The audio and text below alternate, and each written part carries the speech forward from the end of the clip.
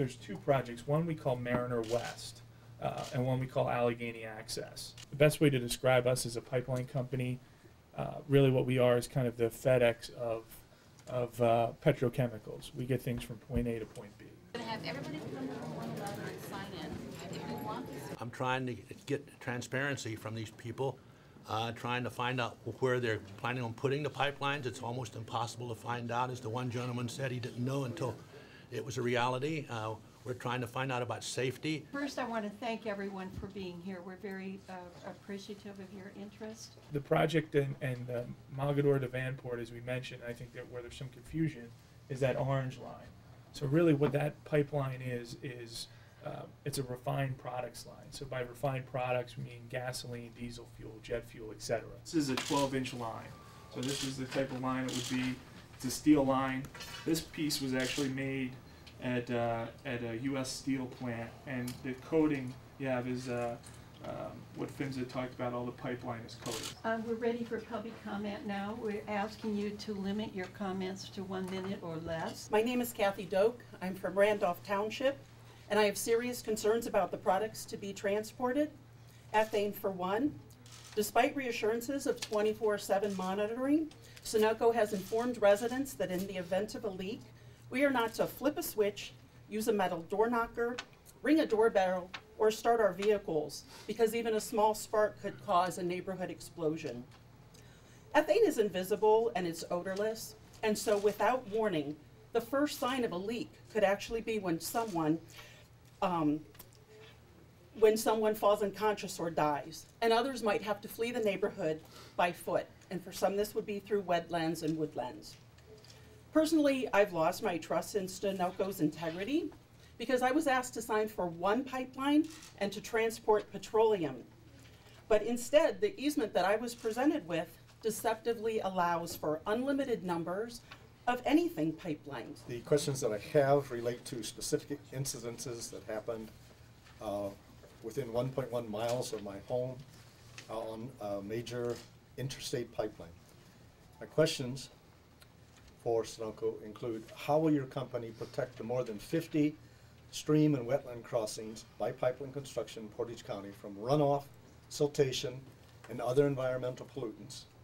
And what environmental studies are used by your company when determining how to proceed through, under, or around rare wetlands, including bogs and fens that may provide habitat for endangered or threatened plants and animals, and that may have a peat base of 20 to 30 feet, in other words, no solid earth on which to place the pipeline?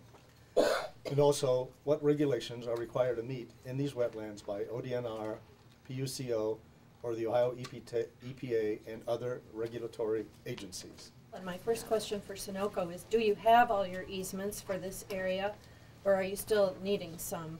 And the reality is really that there are no truly fair easements. For a very low total cost, you get the use of the land, you put through decades of products and decades worth of money.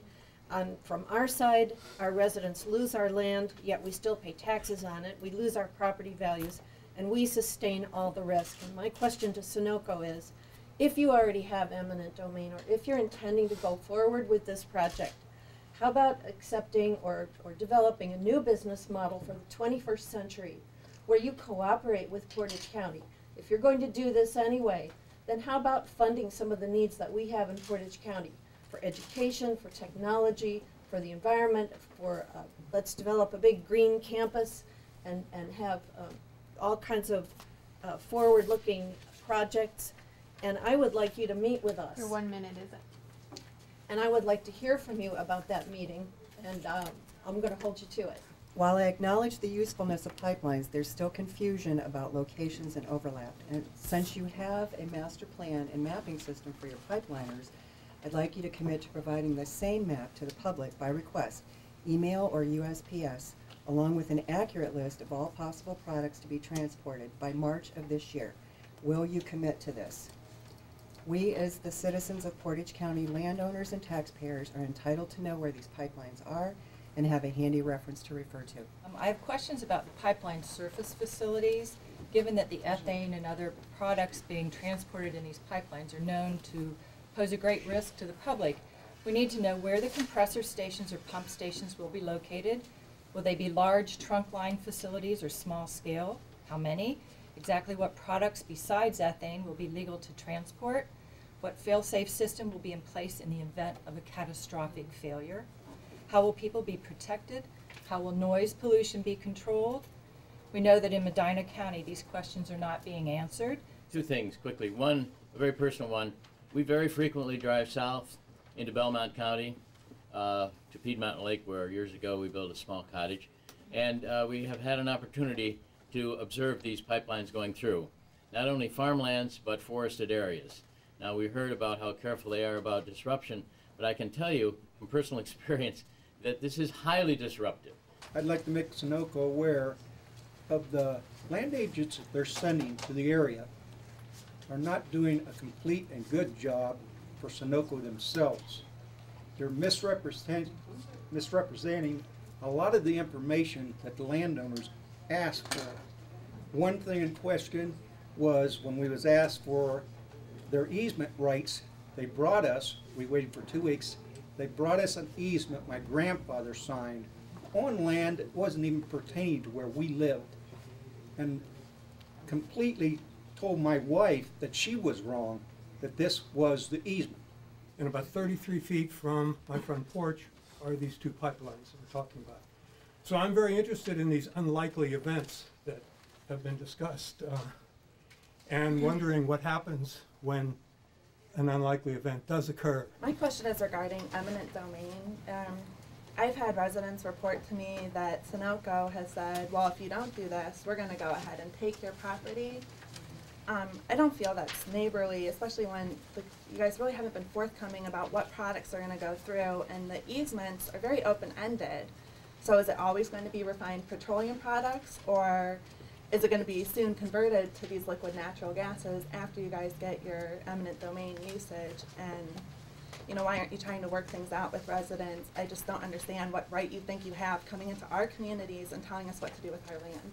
I'm concerned about safety and Sunoco's plans for leaks and explosions. Official accident report data indicates that over the past decade in the U.S., serious pipeline accidents have averaged more than 1 a day. I'm asking Sunoco to submit to the Portage County Commissioners for distribution to all communities impacted by this industrial infrastructure written copies of the emergency procedure plans that pipeline companies are required to have, plans for regular monitoring of pipelines and associated infrastructure, plans for training all local first responders, and a statement of whether Sunoco is willing to provide all local emergency management agencies the kind of equipment that is currently being provided in Columbiana County as a matter of homeland security. I don't see that taxpayers should have to be putting that. I'm going to be really brief. My concern is with transparency and safety, and I hope the Sunoco Oil Company will really make a public commitment to going beyond operating according to minimum guidelines and do the best they can to make this a safe and well-functioning pipeline. And I hope also that they will make a public commitment to keeping the commissioners informed in detail about construction and operational matters. And I am from Medina Township, Medina County. And just recently, Sunoco Logistics placed a pumping station on Watkins Road in our township. Our zoning inspector was deceived by giving them an approval to build a 10-foot building for this pumping station. The end result was a 28-foot building. The community came in front of the trustees to voice our dismay of this dangerous building and the ethane that is going to be in it. My question is, why has the regulatory bodies of our government, our state, local, and federal bodies allowed the most hazardous classification of a building, which is H2, and the most hazardous classification of ethane, which is highly volatile, flammable, and explosive in a residential community? This is ruining our village. This should not come through. It's written all over their signs. Hazardous, hazardous, hazardous. Doesn't belong around children, doesn't belong around our community, and it should be stopped. they leak, they get ruined. You can't get insurance for this. You can't get insurance for a private homeowner. You guys aren't offering any insurance to protect us. It needs to stop. It needs to stop today. For our lines, they are what's called a liquid line. So we're moving liquids. And people mentioned compressor stations, so there's no compressor stations. What you have on a liquid line is called a pump station. And in Portage County, the only pump station location would be... That's the one in Mogador? Yeah, yeah, that's the one we own and operate. So that Mariner West line, it was existing pipe and existing right-of-way. For any new right-of-way, when we need it, we try to keep to existing right-of-ways or utilize public right-of-ways, power lines, other types of easements as opposed to, you know, all new greenfield. We've heard at least a handful of stories that paint a picture of sort of this imposing goon-like person. You better do this or I'm going to take it eminent domain. Is that a practice that Sunoco endorses? No. Okay. And, you know, we have not filed any eminent domains associated with this project in this area. Okay. One of the questions or concerns that we have heard is that it's not that they are implementing eminent domain, but they're threatening it. The first stop is they come and they show them what they want, and then they say either you may as well sign it because if you don't, we have eminent domain, so we'll just take it. So that's the threat that's being made, and I don't know for sure if it's your company, but that's the concern. The other concern that we've heard that is a bit of a worry is that they bring information to the homeowner saying this is for petroleum, and then the homeowner decides, well, this is okay, I'll go ahead and sign. But when they actually get the contract, there's a lot in the contract that wasn't revealed in the verbal communication. Pipeline for the purpose of transporting oil, oil products, crude petroleum, natural gas, gas liquids, liquefied minerals, mineral solutions, or any other liquids, gases, or substances. It's a liquid petroleum pipeline, so any kind of petroleum products in a liquid state, being crude oil, gasoline, diesel fuel, heating oil, kerosene, ethane, propane. They're all liquid petroleum products. Any refined products? Well, crude would not be refined, but yes. But one other thing I wanted to emphasize is that number on the bottom. So this 855-430-4491. So if people had questions, any concerns, they can call this. It goes into our information center, and then we respond in a timely fashion.